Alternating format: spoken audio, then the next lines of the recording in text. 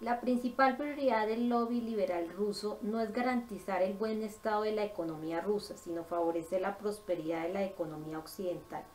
Para evitar el recalentamiento económico global, el concepto favorito de los liberales rusos, el dinero ruso se invirtió en el extranjero en sectores que ayudarían a mantener la estabilidad social en el territorio postsoviético. Se trataba de la alimentación, los bienes de consumo y los productos de lujo. Ese era el tipo de productos que se compraban e importaban a granel en Rusia.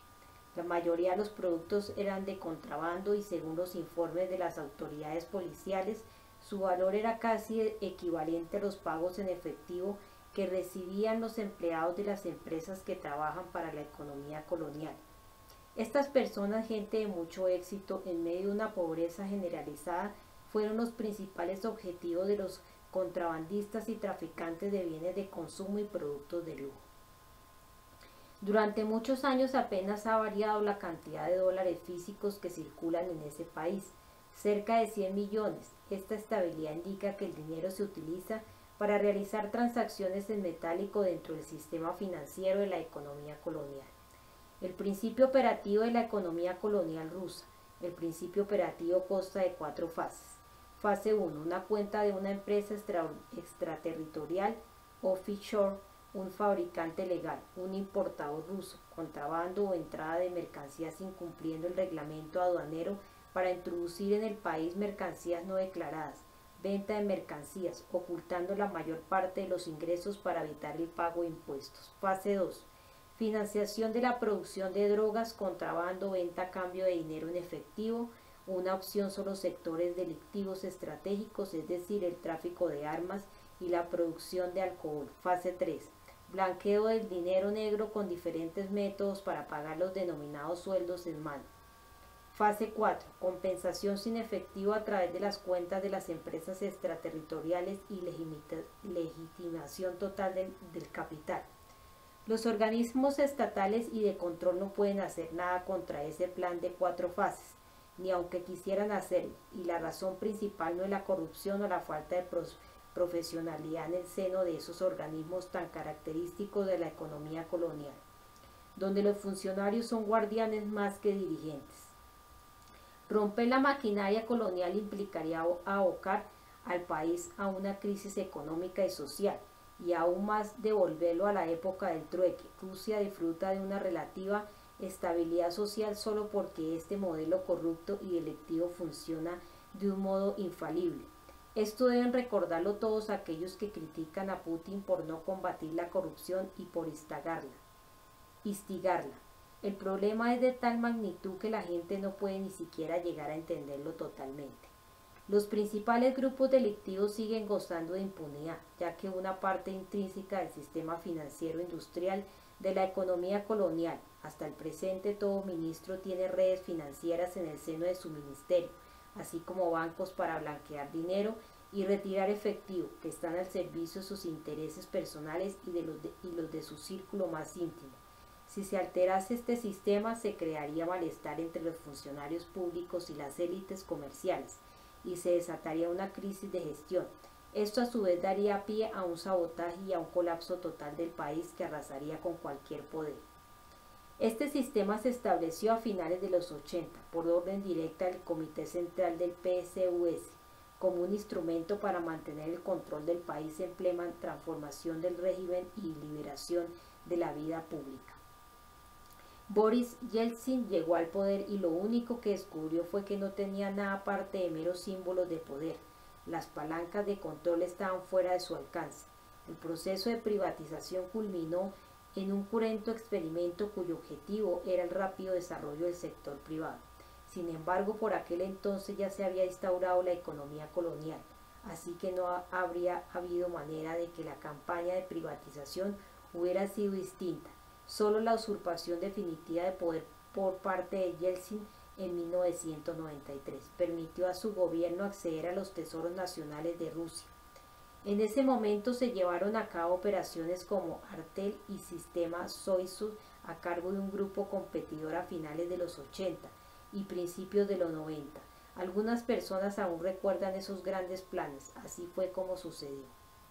En 1993 el Banco Central Ruso de Sberbank y el Prostro Bank financiaron durante varios años a pequeñas empresas de extracción minera de oro. Estas compañías estaban autorizadas a utilizar el oro en la producción de joyas, monedas y armas y a exportarlas a otros países. Más tarde esos tres bancos compraron la mayor parte de las reservas nacionales de oro, lo declararon como un producto de esas pequeñas empresas mineras y lo despacharon para exportación. Si se consultan únicamente los informes oficiales, el valor del oro exportado ascendió a 142 millones de dólares al tipo de cambio de la época. El FSB, el Servicio de Seguridad Presidencial y la Oficina del Fiscal General lo encubrieron. Huelga decir que el éxito de esta operación se aseguró al más alto nivel del gobierno central. El ascenso de Pavel Borodin, que abrió las puertas a Putin al recomendar a Yeltsin, este joven y desconocido político se vio impulsado por las exportaciones activas de metales preciosos procedentes de Yakutia y la posterior colocación de fondos en bancos extranjeros a través de empresas de amigos. El punto álgido de la trayectoria de Borodin fue el caso Mavetex, en el que blanqueó el dinero destinado a la reforma del Kremlin. Los activos en el extranjero se pusieron a nombre de individuos, la mayoría testaferros.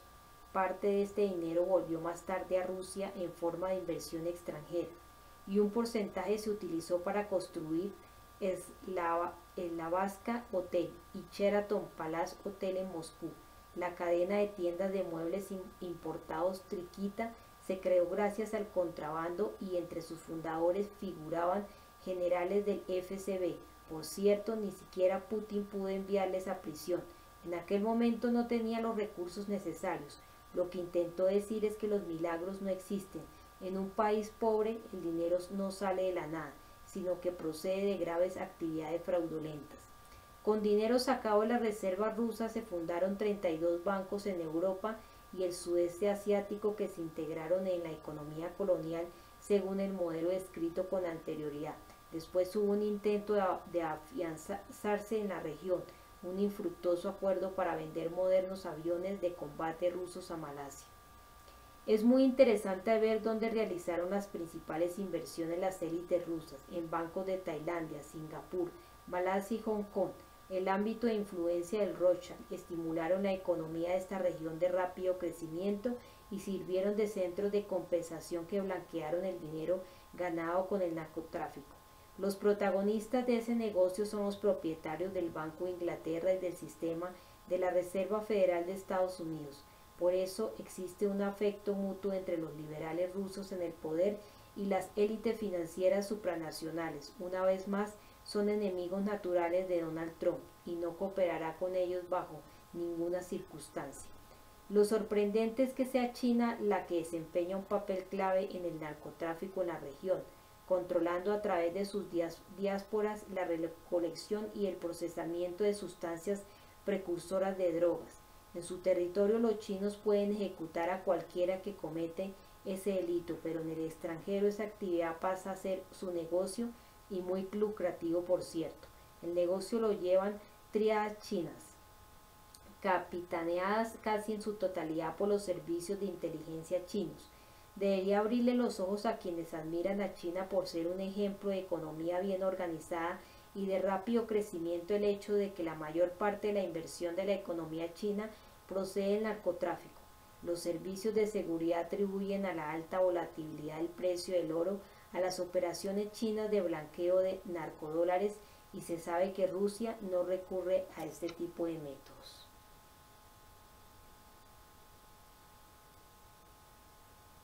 Regreso al futuro.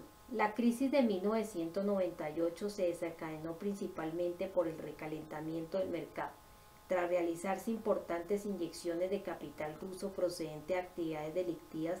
Detrás de esas operaciones estaban altos funcionarios de ese país, es decir, el gobierno del Yeltsin. Con el consentimiento del Fondo Monetario Internacional, los préstamos no se usaron para estabilizar el sistema financiero nacional, sino para mantener la fuente de financiación de la economía colonial.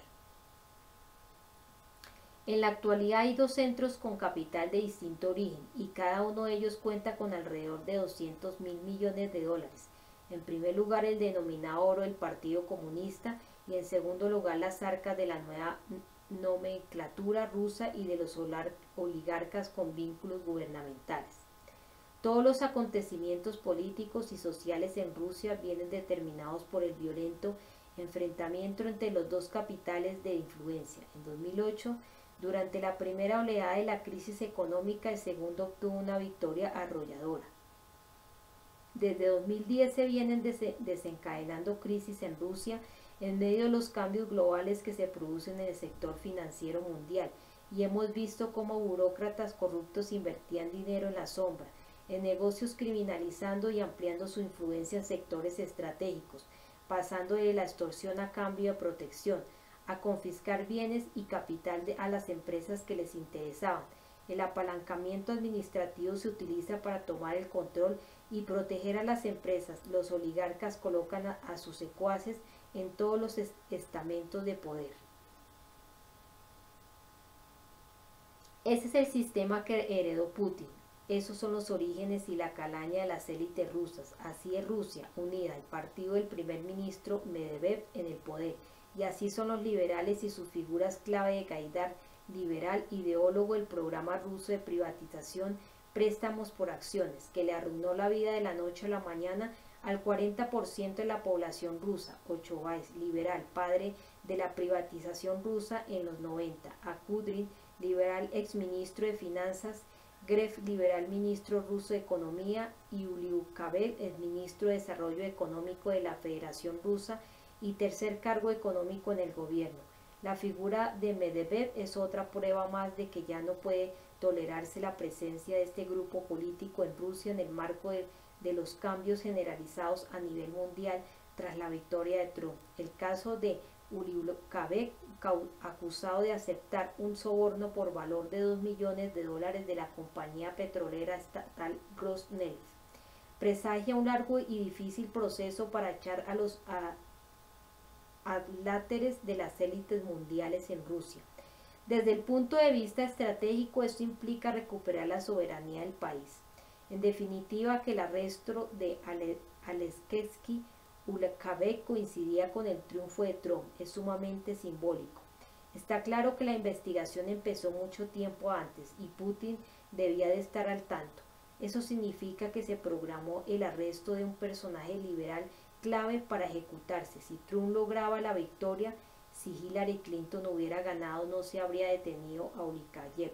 Al parecer, el triunfo de Trump es el motivo por el que la quinta columna rusa se ha enfrentado a represiones, lo cual demuestra que la operación de limpieza se preparó con antelación y Putin tan solo esperó a que se produjeran cambios en Estados Unidos. El proceso en marcha está en pleno apogeo y es demasiado tarde para tratar de detenerlo. Rusia Unida tendrá que transformarse pronto en un partido conservador. Bueno, ya están acostumbrados, ya que empezaron siendo el PCOS y evolucionaron a su formato actual sin ningún problema, y el patético Dmitry Medvedev debería plantearse cambiar de trabajo lo antes posible. Y ahora queda claro que Trump no siente ningún afecto especial por Vladimir Putin ni por el presidente chino Xi Jinping, ni por nadie que pueda convertirse en un líder regional. Son sus aliados en la misión de instaurar un nuevo orden económico basado en el proceso tecnológico, el desarrollo, las infraestructuras y la eliminación de las perniciosas burbujas de endeudamiento. El sistema crediticio frente al sistema monetario de Estados Unidos. Es evidente que la idea del presidente Trump de apoyar el sistema crediticio estadounidense no es tan solo una cuestión de curiosidad histórica, sino de enorme relevancia para la crisis actual. El mundo actual está dirigido por sistemas monetarios, no por sistemas crediticios nacionales. Ninguna persona inteligente quiere que un sistema monetario dirija al mundo. Quiere que los estados-nación soberanos dispongan de sus propios sistemas crediticios, que es el sistema de su propia moneda. Y se quiere sobre todo lo que sea el Estado el que cree un crédito productivo no inflacionario, tal como se establece firmemente en la Constitución de Estados Unidos. Esta política fiscal sólida de creación de crédito por parte de los Estados-nación ha quedado excluida actualmente en el Tratado de Maastricht, que ni siquiera la considera una estratagema económica y financiera para Europa. El sistema monetario es la creación de esta oligarquía financiera que básicamente trata a la humanidad como si fuera ganado. Así es como han operado las élites durante siglos. Las oligarquías existen porque controlan la moneda del reino, controlan su precio y disponibilidad, lo que les permite controlar al pueblo. Controlar el dinero les sirve para manipular el mundo. Este es el sistema del imperio, es el sistema que Alexander Hamilton desafió cuando se formó Estados Unidos al inventarse el sistema crediticio estadounidense. Lo que dijo Hamilton fue: no os vamos a pedir dinero a vosotros, somos un país soberano. Nosotros creamos nuestro propio dinero, inventaremos el crédito y lo pondremos a funcionar en la economía con el objetivo de incrementar la productividad de nuestro pueblo. Financiaremos proyectos de infraestructuras, manufacturas, financiaremos cosas que incrementan la productividad del trabajo y hacen la economía más productiva y por lo tanto más rica. En este proceso de producción es cuando se crea la auténtica riqueza. En lugar de tomar dinero prestado a la oligarquía, creas tu propio dinero como nación soberana y lo utilizas para escapar de las garras de esa oligarquía. Y de hecho eso es lo que se hizo y es lo que permitió a Estados Unidos resistir a los continuos intentos del imperio por recuperar a Estados Unidos como protectora imperial. La diferencia entre el sistema monetario y el crediticio es el principio en el que se basa el actual sistema oligárquico. El sistema estadounidense implica usar la capacidad del gobierno para generar crédito y otros medios para crear riqueza nacional mediante el progreso tecnológico. Fue rechazado por los enemigos británicos de la Revolución estadounidense, que trataron de destruirlo desde el mismo momento en que fue concebido por el secretario del Tesoro de George Washington, Alexander Hamilton, y articulado en el informe sobre las manufacturas de Hamilton de 1791. El británico Adam Smith escribió su famosa obra La riqueza de las naciones como una primera protesta contra el sistema estadounidense, expresado por Hamilton y su círculo íntimo de partidarios, en el que figuraba el amigo de Benjamin Franklin, el activista irlandés Martin Carey y su hijo Henry C. Carey. Para los británicos, el alegato del libre comercio de Smith implicaba que existía la libertad de acumular riquezas mediante la explotación en todas sus formas, desde la esclavitud hasta el narcotráfico, la especulación y la usura. El potencial económico físico en lo que respecta a empleo productivo y centro de trabajo se ha sacrificado en todo el mundo a favor de mantener un aumento de la demanda asociada a la usura y la especulación contra el decreciente volumen de la riqueza física real producida. Lo que depara el futuro. Teniendo todo presente, podemos realizar un pronóstico preliminar. El esfuerzo del presidente Trump por incrementar el tipo de interés de la Reserva Federal en 2 o 3 puntos porcentuales permitiría a Trump y la élite aislacionista de Estados Unidos debilitar profundamente a su grupo rival de financieros, la pandilla de Clinton. Al acelerar la crisis financiera, la subida de los tipos de interés aumentará el coste de liquidar la deuda nacional estadounidense. Sin embargo, el problema se solucionará al menos en parte, aunque de forma temporal, con ayuda de una mayor entrada de capitales, atraídos por el aumento de la rentabilidad. En el peor de los casos, Trump puede recordar la promesa que realizó durante su campaña electoral: reestructurar la deuda pública estadounidense, condonándola definitivamente. Trump dispone de un tiempo limitado, un máximo de 18 meses, para llevar a cabo negociaciones internacionales, algo así como un nuevo acuerdo de Yalta y el nuevo Bretton Woods, en aras de desarrollar nuevas regulaciones en materia internacional y en lo que respecta al sistema financiero mundial. Sin embargo, este panorama tiene una salvedad. Trump debería plantear de inmediato una estructura alternativa para el sistema económico y financiero mundial. ¿Qué propone Trump? En primer lugar, la regionalización de la economía mundial. La consecuencia es que los países desaparecerán en pro de crear bloques económicos, y en segundo lugar, la creación de monedas regionales: dólar, rublo, yuan, rupia, peso, libra, etc. Sin embargo, desde el punto de vista técnico, la creación de monedas regionales supone un importante problema, porque hoy en día los mercados son el principio globales y el sistema de riesgo crediticio y de riesgos asegurados no está regionalizado. La mayoría de la gente lo interpreta como una versión mundial de la Unión Económica Europea, pero la versión de Trump va mucho más lejos. La economía independiente necesita una cuota de mercado para operar en el mercado moderno. Esta cuota es de 600 millones de personas. Para alcanzar una cuota mínima, el mundo tiene que reorganizarse en bloques financieros y cada bloque debe usar su propia moneda regional. Las siguientes propuestas ya están sobre la mesa, aunque para el público general es aún un tema tabú. Las áreas económicas. Grupo número 1, Estados Unidos, Canadá, Nueva Zelanda, Australia y posiblemente México, lo que permitiría llegar a los 600 millones de habitantes, moneda dólar estadounidense. Grupo número 2, Rusia queda dividida por los Urales en una Rusia occidental, exrepúblicas y regiones soviéticas de habla turca de Rusia. Irán y Turquía, azerbaiyanos, turcomanos, caracho-balcaros, bashkires, kazajos, karakalpacos, kirguises, uzbecos, altaicos, kumix, chuvasios, nogayos, kenakavas, tubanos, tofalares, yakutos, así como Siria, los Balcanes y una Rusia oriental, Rusia, Corea del Sur, Japón y Asia Central. Irán se unirá al grupo con Rusia y Turquía y con Yemen, Bahrein y la parte chiita de Arabia Saudí. Arabia Saudí desaparece como país, arruinada desde el punto de vista económico. La sociedad saudí se fragmentaría en sectores divididos por etnia, moneda, rublo. Grupo número 3, América Latina y Sudáfrica, moneda, peso. Grupo número 4, China o Japón. Con China, si Japón no se puede cerrar el acuerdo económico con el grupo de Rusia y Corea del Sur. China simplemente absorbería a Japón porque este último es demasiado pequeño y depende en exceso de los recursos naturales ajenos, moneda, yuan. Grupo número 5, la India o Irán.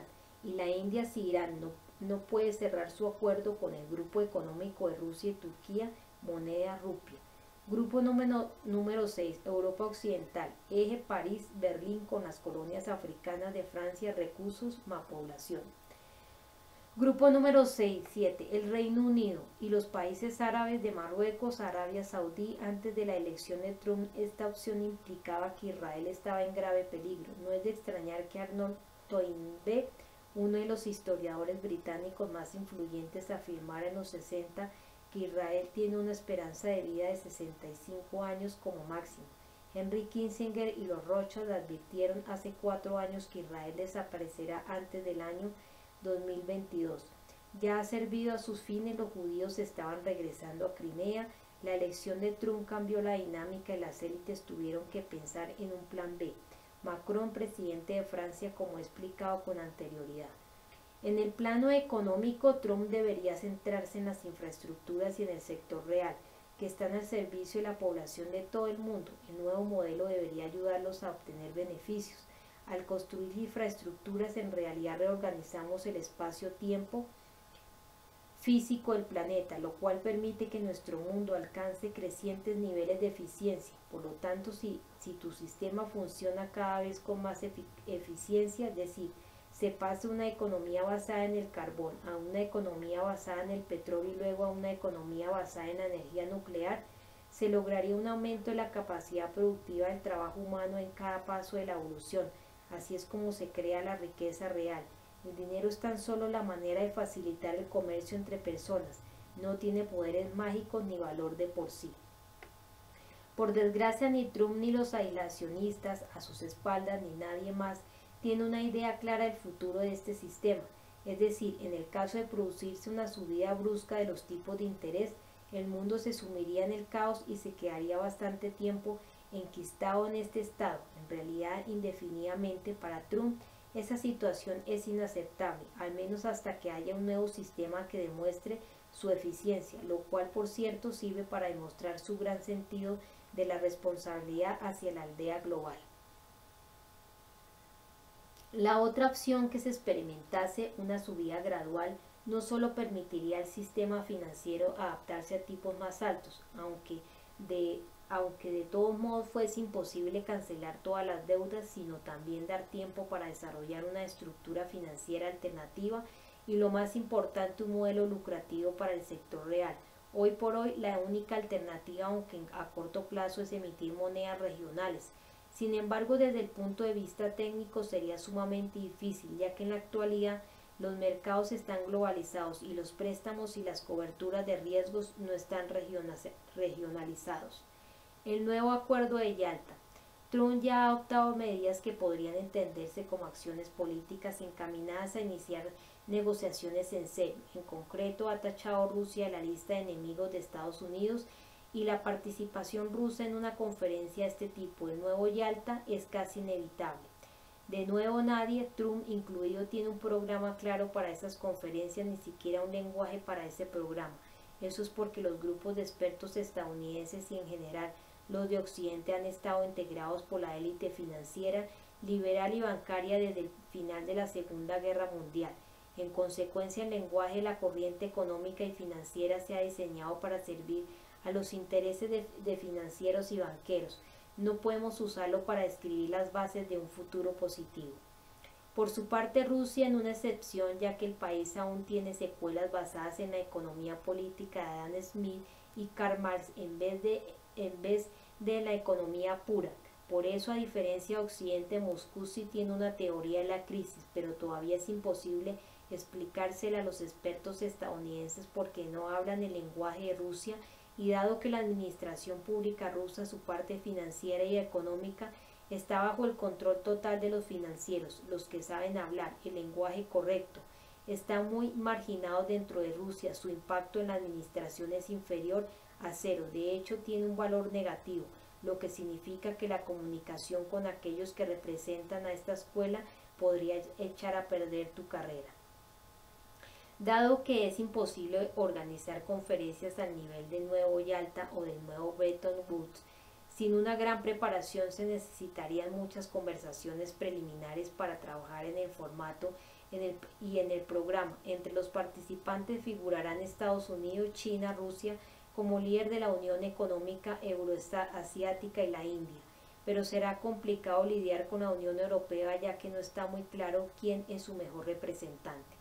El nuevo Yalta y el nuevo Bretton Woods son escenarios estrictamente aislacionistas en contraposición a los financieros, por lo que las élites financieras deberían quedar fuera del proceso. Sin embargo, en el caso de Rusia o de la Unión Europea no hay altos funcionarios en el bloque financiero y económico que representen otros intereses que no sean los de los financieros. En Rusia no hay ninguno, eso está claro. En consecuencia, es posible que las propuestas económicas de Trump, es decir, el nuevo Bretton Woods, nunca tiren adelante.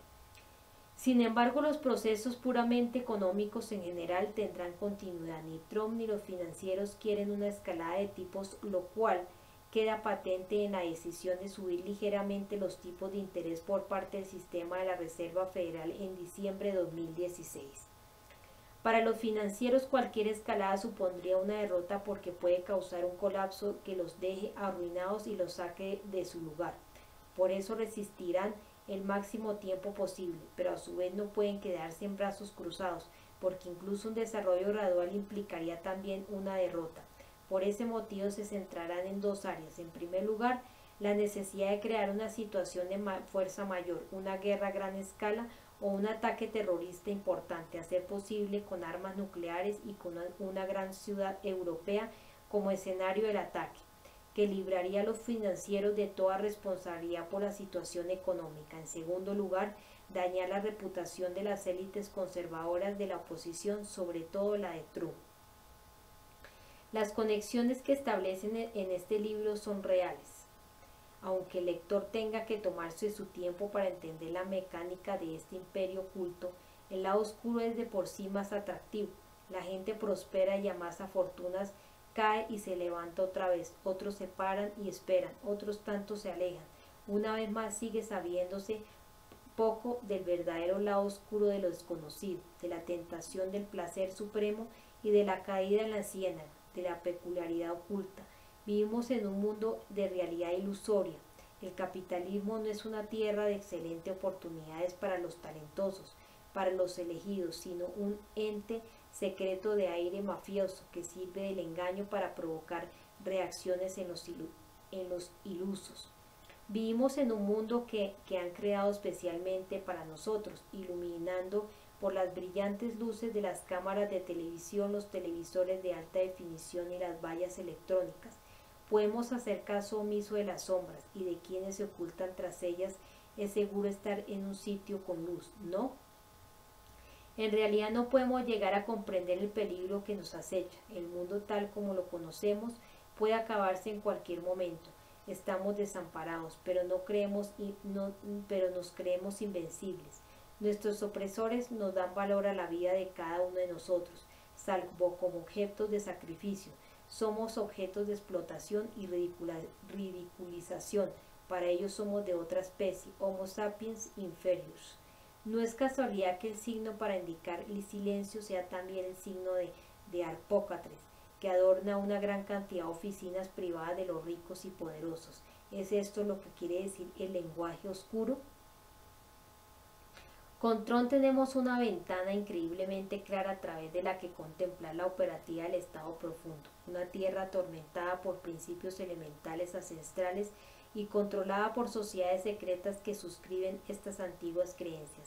El estado profundo y las élites estadounidenses en el poder son en realidad, como Ben Horner, un personaje de ficción de la serie de televisión Twin Peaks, creada por David Leitch y Mark Frost, al servicio de unas fuerzas sobrenaturales que son incapaces de controlar, y tras este velo de oscuridad se oculta una élite secreta, cuyo poder parece proceder de la captura y sacrificio del ganado humano.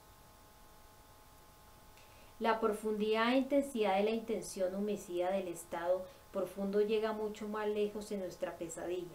La existencia de esta élite supranacional nos da la oportunidad de presenciar lo que podrían hacer si estuviera en juego su propia supervivencia.